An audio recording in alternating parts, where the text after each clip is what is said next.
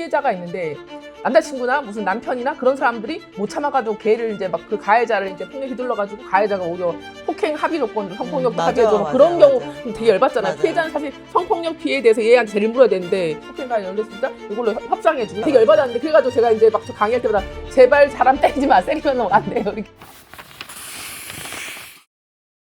안녕하세요. 공부법인 해석의 대표 변호사 박수진입니다. 저는 변호사가 되기 전에 대학원에서 여성학을 공부했고요. 폭력이나 가정폭력, 교제폭력 같은 젠더폭력 사건 피해자를 많이 대리하고 있습니다. 안녕하세요. 이은시입니다. 저는 한국성폭력상담소에서 활동가를 했고 저는 늘 말할 때마다 저는 법은 잘 모르지만 성폭력은 잘 알고 있다. 피해 상담소 내지는 대학인권센터 또는 교육청 성평등팀 관련 성폭력 관련 여러 가지 분야에서 일하면서 다양한 분야에서 일하고 지금 변호사까지 됐기 때문에 다양한 관점에서 성폭력을 만나고 있고 그래서 제가 거기에 대해서 다양한 얘기를 해드리면 좋을 것 같습니다. 오늘은 이은신 변호사님과 영화 세계의 주인을 같이 이야기해 보려고 합니다. 변호사로서 성폭력을 다룰 때 법을 먼저 이제 공부하고 그다음에 이제 성폭력 사건들을 이제 변호사로서 수행하는 경우가 많은데 사실 변호사님 같은 경우에는 이제 피해자 단체에서 활동가로 먼저 일하시고 네. 그리고 나서 이제 법을 공부해서 변호사가 되셔서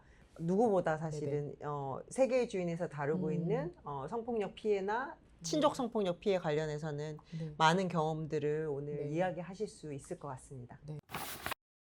저는 인상적인 장면 얘기하고 저는 세차장 장면이 기억나거든요.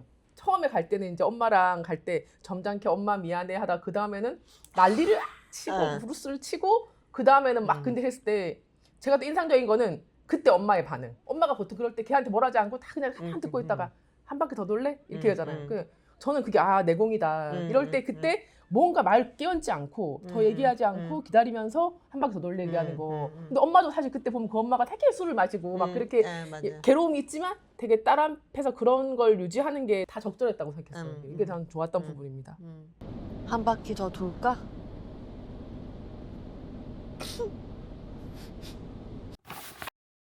저는 이제 이주인이라는 성폭력 피해자죠. 피해자를 다루는 방식에 있어서 사실은 계속 이제 감독님이 얘기하고 싶었던 거는 주인이라는 인물을 성폭력 피해자, 우리가 떠오르는 성폭력 피해자로만 설명하지 않으려고 되게 노력을 많이 하신 것 같다는 생각이 들었거든요. 거기 보면 뭐 주인이 엄청 밝잖아요.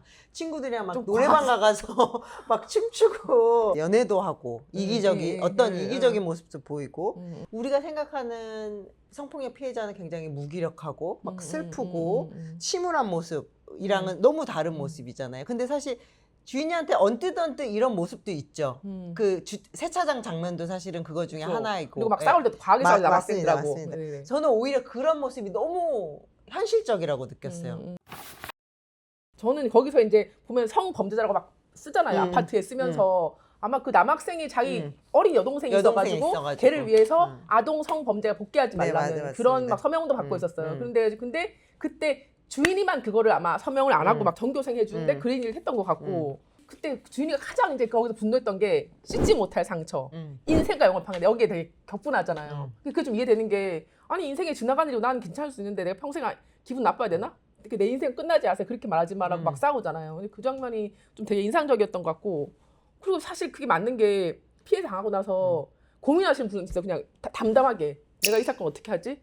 나 지금 이거 신고하면 어떻게 하지? 이거 나중에 직장도 못 갈 건데 이렇게 생각하시는 분 있는데 저희한테 그렇게 상담하다가도 그런 분들이 나 법정에 가시면 진짜 막 눈물 흘리고 막 그렇게 해야 될 것 같은 압박이 있단 말이에요. 거기 문구가 성폭력은 씻지 못할 상처, 인생과 영혼을 평생 파괴한다 뭐 이런 거였던 것 같은데 사실 이게 본인은 성폭력 피해자를 지지하고 뭔가 보호한다라는 생각을 가지신 분들도 평생 씻지 못할 상처를 뭐 입었다 뭐 이런 표현을 많이 사용하시거든요. 제가 한 달 전에 어디 정부 부처 회의를 가서도 어떤 분이 이제 성폭력 피해자 사건의 보도에 관해서 얘기를 하면서 이제 뭐 이런 표현을 쓰셔가지고 이제 그거를 빼달라고 어떤 여성단체 대표님이 부적절하다고 했는데 사실 이거 사용하시는 분들은 사실은 그만큼 성폭력 피해의 위중함을 강조하고 싶어서 좋은 마음에서 사용하시는 경우도 있는 것 같은데 변호사님 말씀하신 것처럼 자꾸 이제 성폭력 피해자한테 이런 무거운 어떤 평생에 씻지 못할 회복 불가능한 상처를 입었다라고 얘기하는 게 그러면 그렇지 못한 피해자들은 피해의 진정성이나 아니면 네. 피해를 입은 게 아닌 것 같은데 라는 어떤 네. 의심을 사는 효과를 낳잖아요, 네네. 사실은. 그래서 성폭력 피해의 심각성을 강조하고 피해자를 보호하는 말처럼 들리지만 결국은 그런 것들이 피해자다움을 강화시키는 효과를 낳기 때문에 사실 문제인 것 같아요, 제가 보기엔. 그리고 이제 여기서 이제 주인이가 또 피해자인데 자기가 그때 그 남학생 가해자가 된 순간이 있거든요. 맞아요. 근데 그때 뭐라고 했냐면 네 동생이 당했으면 좋겠어. 너는 당해봤으면 좋겠어. 그러니까 그때 자기가 먼저 사실 네 동생 당하면 어떻게 그 먼저 말해놓고는 자기라고 하니까 팍 열내거든요. 저거는 정당하지 않지 않나. 자기가 먼저 비해놓고 생각했지만 그래도 어쨌든 간에 걔가 너무 홧김에 걔를 미쳐가지고 걔가 학교를 가해자 돼가지고 그거 중재한 장면 나오거든요. 그래서 이제 실제로도 피해자들이 사실 여러 가지 방면으로 이제 가해자가 되기도 한데 맞아요. 이런 거 좀 맞아요. 알고 사례 같은 거에서 말씀해 주시면. 변호사님도 많이 아시잖아요. 제가 만나는 이제 성폭력 피해자분들 중에서 스토킹 피해자분들이 많으세요. 그러니까 본인이 성폭력 피해자인데 뭐 그게 친족이든 아니든 성폭력 피해자인데 그걸 문제 제기하거나 아니면 그걸 고민하거나 뭐 하는 과정에서 사실은 가해자한테 어떤 행위를 뭔가 해명을 요구하거나 아니면 뭘 하기 위해서 했는데 그 행동이 그것만 딱 놓고 보면 스토킹에 해당하거나 뭐 명예훼손에 해당해가지고 이제 고소를 당해가지고 그 사건에 있어서는 피의자로 조사를 받으시는 분들이 많거든요. 모든 피해자들이 다 법적으로 변호사 대리인 통해 가지고 법적으로 시시비비를 다 밝히지는 않잖아요. 사실은 그 전 단계 혹은 그거와 동시에 어떤 가해자한테 해명을 요구하거나 뭘 요구하거나 뭐 화를 내거나 사실은 하잖아요. 그 과정에서 주인이처럼 폭력을 행사하거나 뭐 밀치거나 뭐 이런 경우도 사실은 너무 진짜 피해자의 모습 너무 현실적이죠, 사실은. 대표적인 것 저희가 엮고서 같은 거죠. 엮고서 많죠. 명예훼손 같은 거, 그러니까 사람들이 화가 나가지고 얘 이 나쁜 놈 해가지고 글 썼는데 그 나중에 다 명예 엮고서 걸려가지고 하는 게 되게 대표적인 사례인 것 같은데 그런 거 되게 많고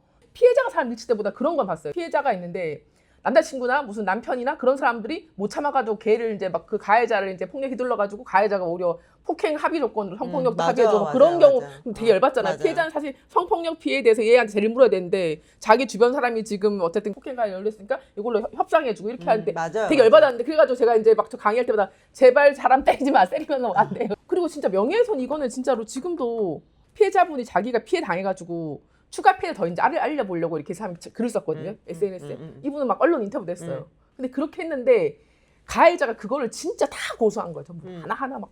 그치, 모니터링 하고 있는 분들 모욕죄로 다 그래가지고 그래서 나중에 그분이 피의자 신분이 된 거예요. 근데 그런 것들을 사실 저희가 또 미래도 안내도 해드리지만 너무 화가 나가지고 이미 하고 막 저지른 사람한테 어떻게 할 수가 없고 왜 이러면 또 이제 합의 같은 거 쓸 때 저희가 이제 합의 내용 중에 서로 사건에 대해서 비밀을 얘기하지 마세요라고 하는 게 서로 쌍방 있잖아요. 있는데 사실 피해자 입장에 자기 사건 떠들고 싶은데 못하게 하고 하는 거예요. 그런 것들 되게 사람들이 고민하고 그래가지고 이게 진짜 비밀 유지와 사생활 보호가 이렇게 입답게 하는 이 효과가 같이 있는 이런 것들이 되게 고민되는 어떤 순간이 힘들어 하시죠. 네네. 합의를 하는데 피해 입은 거는 뭐 원만하게 합의한다고 하더라도 내가 이 얘기를 아무한테도 못 한다고? 그것까지 내가 감수해야 돼?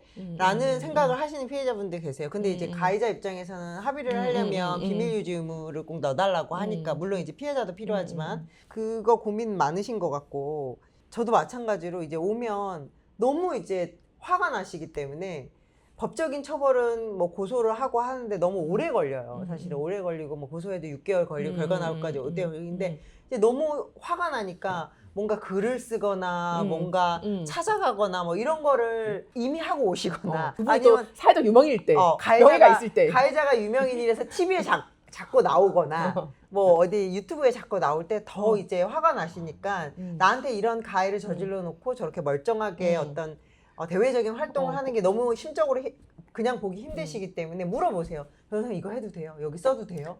뭐 해도 돼요? 이렇게 하는데 이제 절대 하지 마시라고 하죠. 왜냐하면 이제 변호사님 말씀하셨지만 가해자들은 자기가 이제 성범죄를 저지르고 나면 이거를 방어하는 데 있어서 최고의 방어는 공격이에요.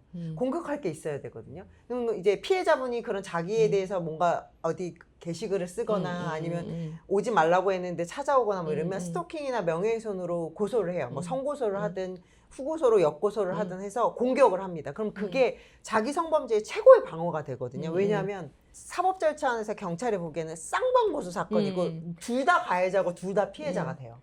그러면 주 가해자가 누구지? 주 피해자가 누구지? 이게 헷갈리게 되거든요. 근데 그러면서 결국은 변호사님 말씀하신 것처럼 합의를 하자. 합장해가지고. 쌍방 취하자, 고소 취하자 이런 식으로 소위 물타기가 가능한 상황이 오기 때문에 이제 그거를 이제 저희는 너무 안타깝고 싫기 때문에 이제 성범죄 피해자분들이 오시면 사적인 행동은 하지 마시라고 이제 또 다른 위험이 야기되기 때문에 그런 걸 이제 많이 당부 말씀을 드리죠.